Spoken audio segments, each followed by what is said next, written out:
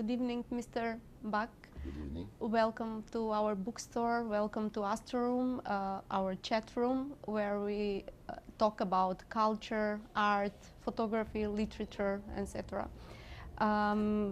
Shall we start with our interview? Of course, I'm ready. You were the executive of the National Center for Audiovisual Art until 2016. Also, you are widely recognized as a photographer, even if you've had only, as I saw somewhere, one independent exhibition. Yes. Is there any difference between your approaches to photography and literature? That's because I found significant number of movie scenes, many reflections from film art in your novella. Well, I was, from the beginning, from my childhood, I was interested in photography all the time. And that was because of my father, and that was also because of the special society we lived in. The steel industry in Luxembourg had marked the identity of a whole region, even of a whole country. And when I say they marked the identity, is that wants to say that they interfered to everyday life of people, because they were very important, very strong, and when you work in steel industry, then your life completely depends on it. And steel industry in Luxembourg used from the beginning film and photography as promotional activities. So the first film, industrial film out of the 20s comes out from the steel industry. So they had a very close meaning to everything what was at the time the modern media.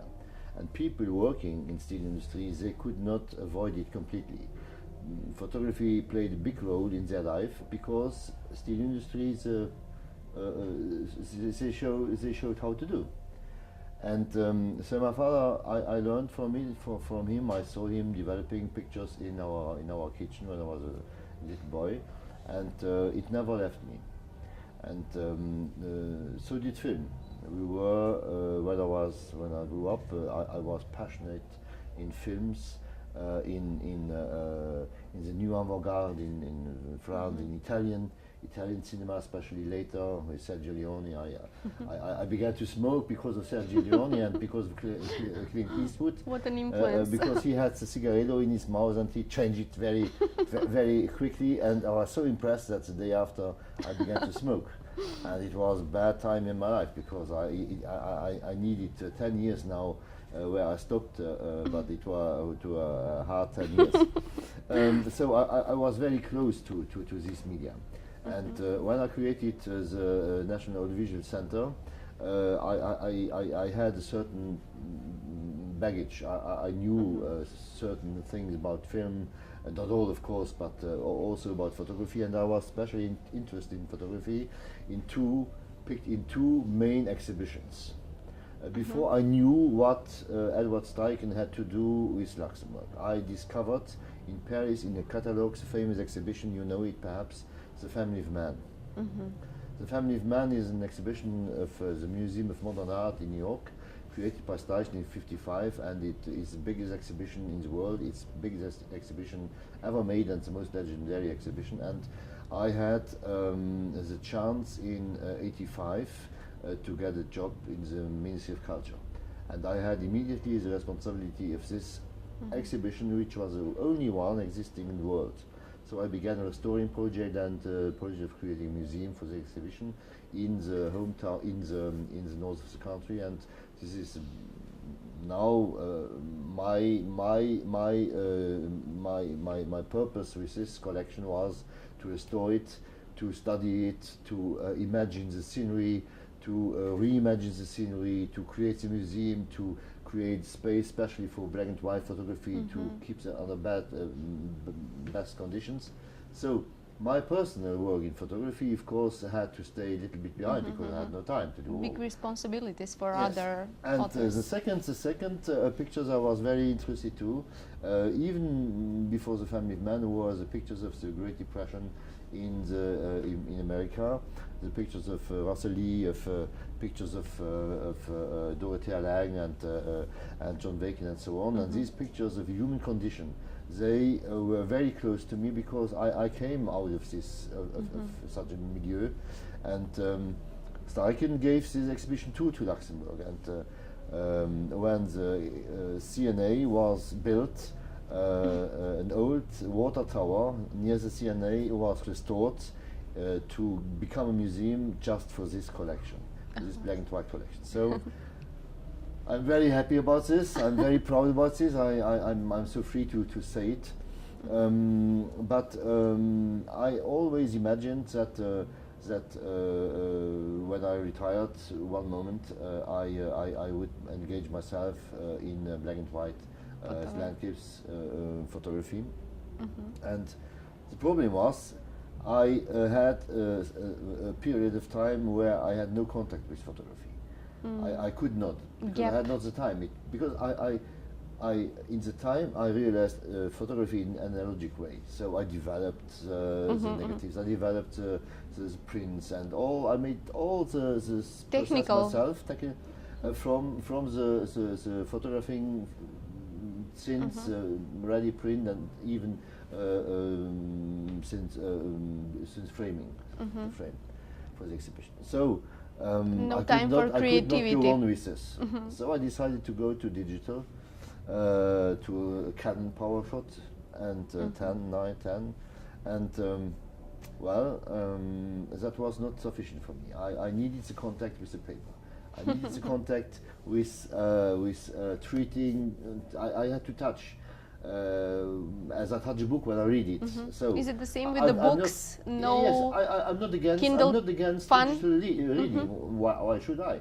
But I prefer a book. I want to smell it and to see it and to discover it and to turn it and to put it away and to take it again and so on. And what do you think about the Macedonian version of your book, Amateur? Wonderful. Absolutely. And what I wanted to say, then I I began drawing, developing a special technique in drawing, and I asked my writer friend Roger Manderscheid to help me to make a selection of my drawing pictures, and he came. And when he came in 2000, I put the drawings on the side, and I began to write, and I'm still writing. Okay. That's the story. Yeah. Okay. You lead us to a book, so one can find two parallel yet different stories with some autobiographic elements in your novella. What kind of challenge is to compose one story of two, otherwise not joinable narratives? One of them is talking about student strikes in 1971. That's the real one, the real story. And the other is rather surreal. You're a Christmas tree seller, as I understood. So how did you brought this together? And it is seemingly philosophical. You never merge those two stories, and you have your novella, one piece of art. The book is partly autobiographical. When I respond in the first degree, but the whole book is an autobiography. The whole book. My girlfriend Rosa is composed of many girlfriends. Her character is composed from many characters. The hair, the scenery, the room where she lives, and the origins of their parents. These are all things which come together in her person. So I imagined, I never had a girlfriend called Rosa, but I imagined Rosa to exist. So, but since she is part of many meetings I had or friendships I had with girls, so this is another part of autobiography in this character. What is clearly autobiographical is, of course, the the demonstrations, the actions against we had in high school, and You were part of. I was part. I was never in the first range. I was always in the third range, but I was embedded in this movement, and I felt that it was very important to have such a movement and to have a newspaper of total liberty. Imagine one time. You are living in Luxembourg, and church and authorities and the institutions, they edit papers and they say what to do, and they say how to love and how to weep and how to run and how to sleep and how to live. So we had suddenly we had a magazine made by students, only by students. That was completely amazing. We could write what we wanted. So we believed everything which was wrote in this newspaper, in this magazine. Well, that was one part of reality and of autobiography, of course. And the other part is, of course, the creation of the town of Mariona. That's total contemporary fiction. There's no town Mariona, but the town and the river Morgan, they are imagined from towns I know, and from many towns I know. They are imagined from Berlin, from Cologne, from Trèves, from Dudelange, essentially from Luxembourg. It's kind of Frankenstein of towns. Yes, they are so composed, and it's Mariona. It's now a new town in my fiction, and the river Morgan too.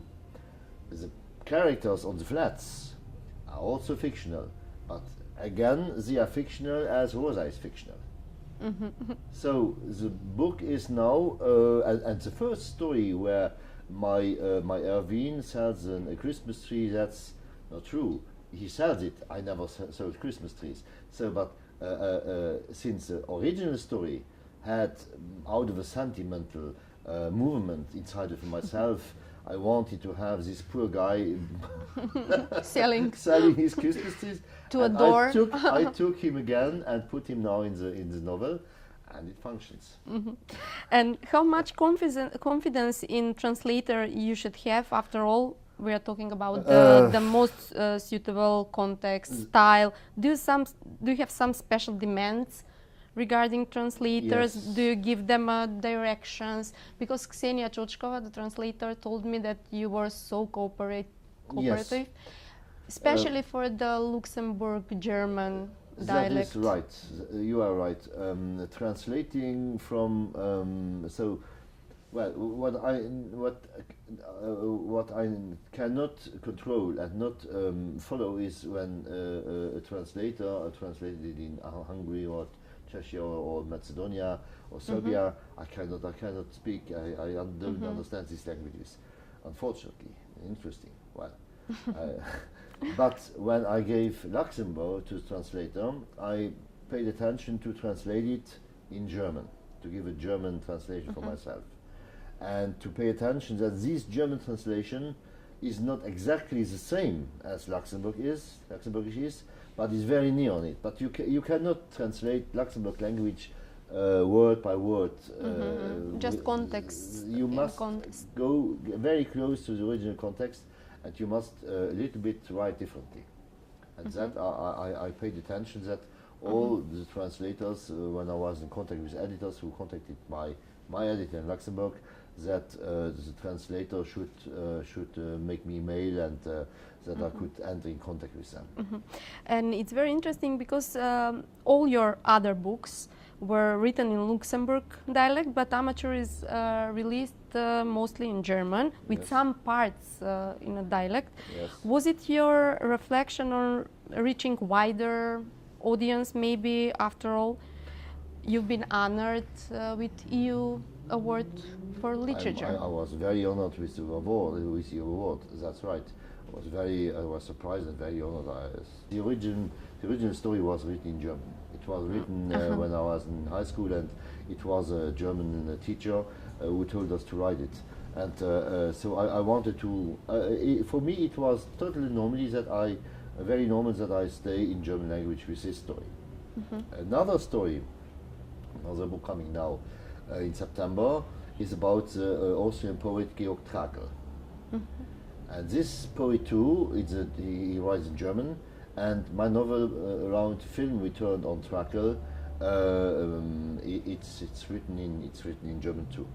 So the next book which comes out is in German too. German. Many of the book scenes took place in a brothel, in a bordel. In this novella, it looks like some kind of leitmotif, and one can find certain brutality, even rape, without any condemnation from your side. Is there any specific purpose? Like, he killed her and, like, okay. Yes, it was. It's Why? no explanation. Did you want It's to no- I did make not some want to give- contrast, brutality, and I did not want to give any explanation, any argument for killing her. He has. I refer to his childhood. Perhaps I refer to his childhood, and I refer to his view of the world, which is a very analytic world. He sees he was imprisoned in a cage, and he saw the world through the cage, and he saw a black part and a world part, a black part and a world part, black and white. So that's the only argument I give for what he did. I did not want to give more, because if I gave more, you enter in total new story, another story. okay. And I have written recently a story in Luxembourgish. It's called Jes-Al. I don't know how to translate it. And there is a brutality in this story without explanation. Brutality against animals, without explanation. If I give an explanation about it, you can enter 1,000 stories, and you can analyze this or that one, but I only write the fact that it is so. There is a constant fact, not an alternative fact, but a real fact that there's brutality done to people, brutality done to animals, and that is part of, unfortunately, of man. And therefore I write Maybe in it's this a way. reflection from a film again, because. Perhaps, yes. And your books take place in a town of your youth, Esh. I don't remember the Esh, real yes, name. Yeah, yes. is the local prism? Is that local prism? Those intimate perceptions and details understandable for wider audience, for the public? That was a very good question, because it was discussion. Why is Luxembourg uninteresting in literature or in film, perhaps? Luxembourg is not uninteresting. It depends what you make of it. If you are a good filmmaker and a good photographer, you can do your good photographs Wherever you everywhere. want. And you can write about everything. You can write about your garden, and you can make a masterpiece of it, if you are able to do so. So you have not. You can stay in your bed and imagine a story, an amazing story. So, and if I write about Esch and Dudelange and quarters, well, it gives authenticity to my writing, but it is not necessarily unexotic. And it could be understood by many people who read this book. And these awards important for the writers, and is Very. this the models how to reach people and how to Well, be translated in more languages, and is it helpful? Tell us it about is your very experience. helpful. It is still very helpful. The book is translated in 6 languages now. It has been edited in 6 countries, so it's absolutely Wow. amazing, and it will have the chance to be edited in America too. So imagine one time, my little hometown, and my fish, the fish taken out of the jacket and put on the table. Well, it's exotic, but it's real. And the prize was important on three levels. It was important for me because I never won the prize before. I was absolutely amazed, and then for a long time, for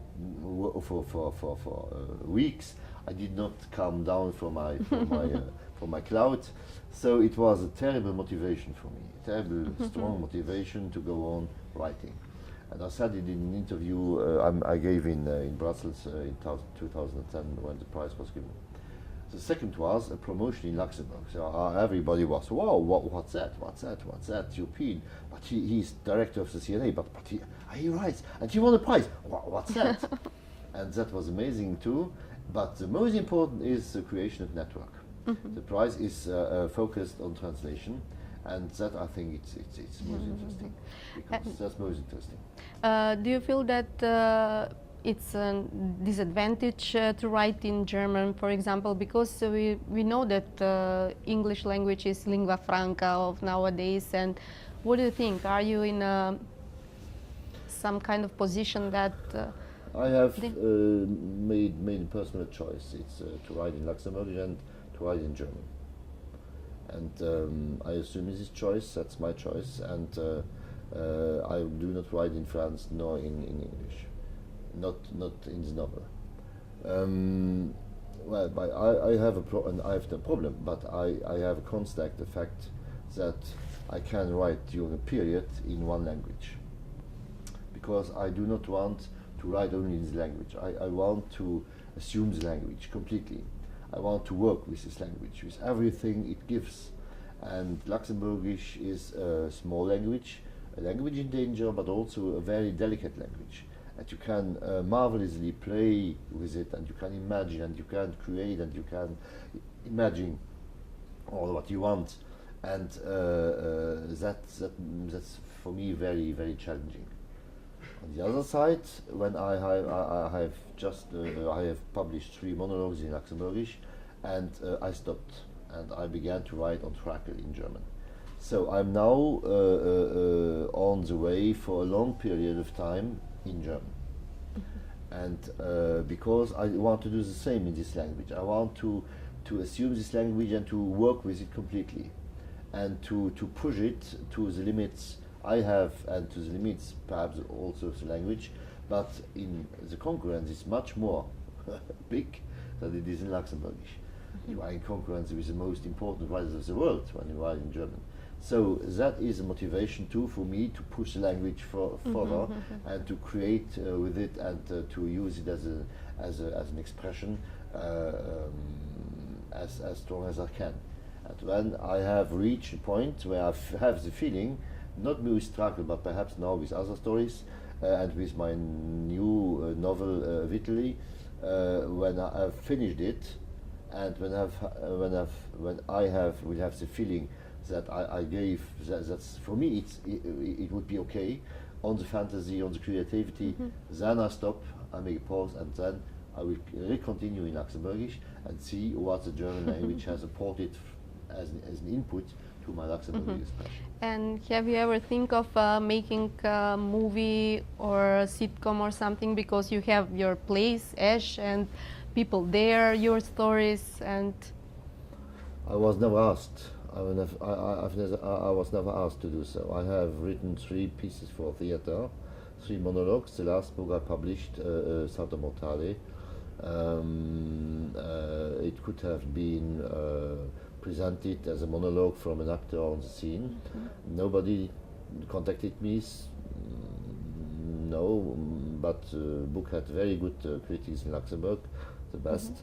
And realizing a film, I had realized a film, and I'm writing a book about this film. So opposite situation. Yes. I do not want to continue in the mainstream. In Luxembourg, I say it's a problem. Everybody works very narrowly in his domain, and is very jealous that nobody should enter this. It's a pity. But it's not. It's the same in other countries too. And just at the end, would you tell us something about your next plan? Maybe from Macedonia, you're traveling to Luxembourg or somewhere else?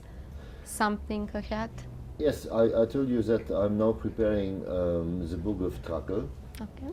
The book written about the filmmaking in 78, and a very important part, because at this moment in Luxembourg, modern filmmaking began, and we had invested such an enthusiasm in this poem of Trakel that the film, completely done as an amateur experience, was astonishing people, and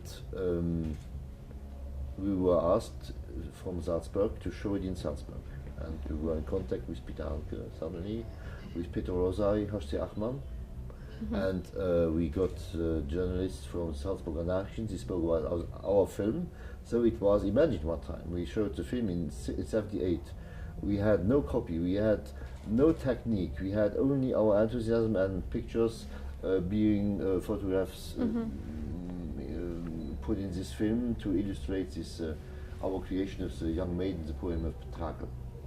And for me it was, as I said, very important to write this novel and beginning it in August 2015 during the big crisis of migration, because you cannot, I told this afternoon, you cannot write about Georg Trakl and his poem and the film we turned about one of his poems without mentioning what happened around you.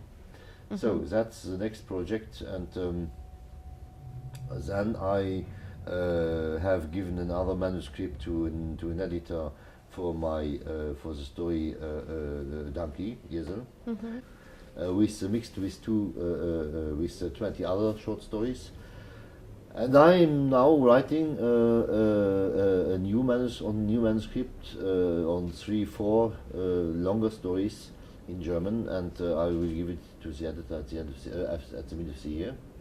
And then I will, from summer, I will again work on the big novel of the Italian immigrant and his story with the earthquake in '86, I believe. So many things going on. And I work on my photographic work too. Yeah, and my last question, when you're gonna say, I'm happy, I've succeeded? Never. You cannot. You are satisfied when you have accomplished a good manuscript.